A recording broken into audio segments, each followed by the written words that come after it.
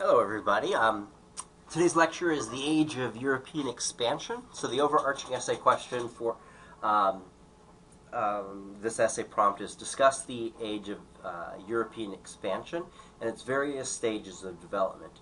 In your discussion, give examples of each phase of its development and show what the motivating forces were that finally induced England into colonization. So concept one. So we're going to look at concept one. Is basically define the age of expansion and explain how and why it developed. The years we're talking about here are from 1450 to 1650. So this 200-year period represents basically the age of expansion for Western European nation states. It's an important question. To look at how, why, and when it developed, because it has some very specific reasons of why Western Europe, out of all of the places in the world, began to expand and develop and begin to dominate politically and economically the entire world.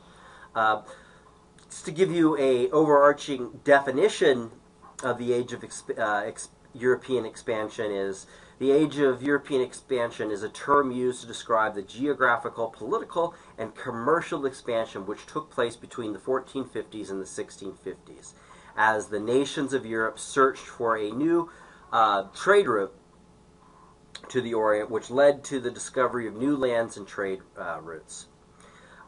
So in order to understand how the age of expansion developed, it's important to understand the, quote, internal development growth process, unquote. So two factors help bring about this process. One, the Crusades, and two, the Black Death. One of the indirect but important causes of the age of expansion was the Crusades, which started around 1095 and was completed by 1291. There were a total of 8 crusades during this time period, as Western Christendom sought to rescue both the Byzantine Empire and the Holy Lands from the Muslims or the Turks. The results of the Crusades were very far-reaching, as European soldiers brought back dramatic stories and examples of the wealth of the East in forms of perfumes, silks, spices, fruits, which stimulated the demand for the developing trade between the two areas. Much of the trade, as well as the Crusaders themselves, were transported by Italian seamen from Italian city-states. The Italian city-states and their merchants recognized the importance of the demand for Italian ships. This demand was created by the need to carry Crusaders, their supplies, and the newfound trade between Europe and the Holy Lands, the Middle East, the modern-day Middle East. Consequently, the Italian city-states quickly developed a monopoly in the Mediterranean, in this area. Hence, the significance of the Crusades was that it helped stimulate the transformation of Western Europe from an economic stagnation of feudalism, Middle Ages, right, to the dynamic expansion of modern capitalism. A new value system was created out of this process. The Black Death, which took place from 1347 to 1350, was another factor which helped bring about the transformation of Europe during the Middle Ages. The population reduction can't be accurately estimated, but figures range from from 20 to as high as 50% reduction in population in Europe at this time. Death tolls of this magnitude threw the European social order into chaos. Feudal nobles lost their peasants, and peasants lost their lords. Security of the peasants was jeopardized by the death of nobles, and the death often served as an invitation for expansion by an aggressive neighbor. All right, so it's breaking down the whole deal of feudalism, right? The whole deal of feudalism, the covenant between the lord and the peasants was that the peasants would grow foodstuffs or raise livestock and supply most of it to the noble lords, right, and be able to keep a portion for subsistence purposes. In return, the peasants would gain protection from the lords, right? This is all being broken down by the Black Death. The disaster hastened great economic changes. Agricultural production was disrupted as fields were left untilled and crops unharvested, and peasants suddenly found their labor in short supply. The peasants demanded and received land leases for long-term and lower payments. Thus, the Black Death weakened the bonds of feudalism, but society was energized by a new set of conditions and opportunities. So, the Crusades and the Black Death combined helped bring about, 1, the decline of the manorial economy, 2, the feudal social structure. The decline in these areas helped bring about, 3, the development of commerce, which in turn created an acceleration of growth in towns. This resulted in the increased use of money for trade in various towns of Western Europe. And 6, it led to the development of the bourgeois, or the business and merchant class. So all of these interrelated activities led to the breakdown of the self-sufficiency of the manorial system, which had rested on the use of products available within its confines, and begins to slowly emerge into the existing, at the time, the existing global trade system of the time, which was limited to what we would consider today the Middle East, the Orient, North Africa. Western Europe is now being plugged into it as a result of both, again, the Crusades and the Black Death. And again, let me go through that one more time. What those two cataclysmic historical trends, the Crusades and the Black Death, brought about was, again, a decline in the manorial economy, 2, decline in the feudal social structure. The decline in these areas helped bring about a development of commerce, which in turn accelerated the growth of towns. And 5, an increased use of money for trade between various towns and parts of Western Europe. And it leads to a new class of people, sometimes considered the bourgeoisie, or a business class of people, a merchant class. Now that last point is very important, because it's that business class is going to begin to compete against the pre-existing lord class, right? The class that was associated with the Catholic Church, of nobility and divine right of king, right? And so we'll talk more about that later. In conclusion, the constructive forces were fashioning a new Europe. These forces were revitalized trade, new town expansion of industry, and a money economy. As the new society began to take shape, the bourgeoisie emerged, the merchant and business class, and serfdom declined.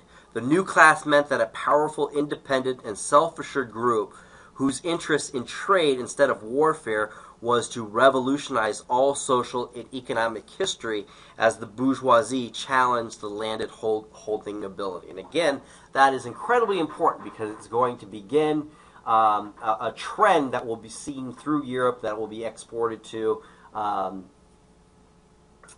modern day, what we consider the United States, but British America. And we'll finally see this revolution of this business class vying for political power, which is going to supplant the old noble landholding nobility. Finally, in a year that we're all very familiar with, in 1776. All right, so that's the how, right? Crusades, the Black Death, and what those lead to, right? Again, a breakdown of the feudal system, and a rise of cities and use of commerce and this new class. All right, so why? Behind the Age of Discovery, or of expansion, occurred once the kings consolidated their power under a new national state. They realized that finding a direct route to the Orient would wipe out the whole succession of charges levied on goods from the Far East to Europe, and would break down the Italian monopoly on the Mediterranean. Hence, the political realm of feudalism, with its many local sovereignties, gave way to the kingship, which had substantially aided by the new economic forces. The kings were to impose their will on the nobles and become masters of the new nations. During the 15th century, 4 national monarchies, Portugal, Spain, England, and France, consolidated their power and brought order out of the chaos created during the preceding century. So the English, the French, and the Spanish consumers living from trade centers were tired of paying high prices to the middlemen, right? So, in other words, basically, you're having the strong person within the noble families rise up and begin to consolidate power of their many relatives, the nobles, and basically creating one national state to where people who are doing business, who are trading either within Western Europe or to the Orient, to the Middle East, parts of North Africa, they're not having to pay a bunch of different nobles. They're just having to pay one source of taxes, which is, in turn, the source of taxes theoretically is going to help them conduct business more efficiently. It'll be a place where they can have protective armies, an institution, a government that could create canals or different trade routes for them, right? The overarching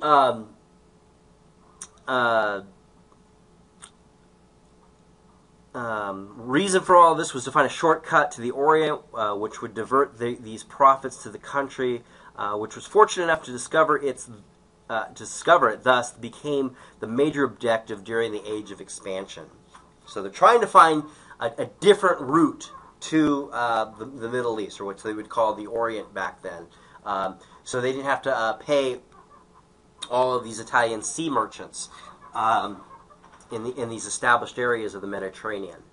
The when for the Age of Expansion came about with the ability of the kings to consolidate their power under a new national state, and their subsequent participation in the Age of Expansion occurred at different times for each nation. So again, we're talking about a 200 time period, beginning with Portugal and then finally ending with England. England is Johnny-come-lately in this very competitive game of empire.